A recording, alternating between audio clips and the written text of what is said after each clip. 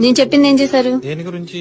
అదే మీ అమ్మని old age home లో ఉండిద్దో లేదో అడగమని చెప్పాగా. అదే అడిగాగా, ఉంటా ఉంది. సండే తీసుకెళ్తా. అప్పటి వరకు ఒక 4 రోజులు ఇక్కడే ఉంటా ఉంది. ఈవినింగ్ తీసుకుని వస్తా. అన్నట్లు చెప్పడం మర్చిపోయాను. జాబ్ అంటున్నావు కదా, నీకు వాట్సాప్ లో ఒక నెంబర్ పంపిస్తా, దానికి కాల్ చేయి. షిఫ్ట్ వైజ్ గా ఉంటుంది. ఓన్లీ డేనే కాదు, నైట్ కూడా వెళ్లాల్సి వస్తుంది.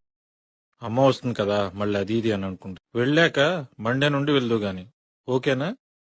వాళ్ళతో మాట్లాడి అమౌంట్ అది నువ్వే ఫిక్స్ చేయి, సరేనా? అదేంటి నేను ఫిక్స్ చేయడం? మరి నీకు రేట్ ఎంత వరకు ఫిక్స్ చేస్తారు? దానిలో అమ్మాయిదే కదా అప్పర్ హ్యాండ్.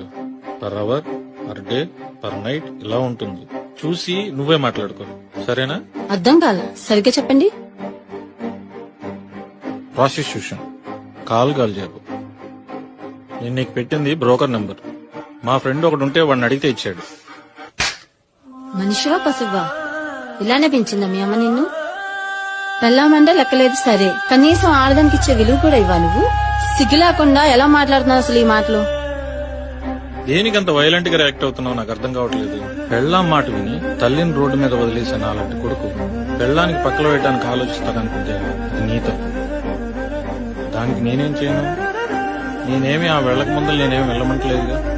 వెళ్ళాకే వెళ్ళంటున్నా. ఎందుకంటే ఆమెను పంపించేసాక తప్పు ముందు ఏ తప్పు పెద్దది అనిపించింది. సో మండే వరకు వెయిట్ చేసి మండే నుంచి డ్యూటీ ఎక్కేసి, సరేనా?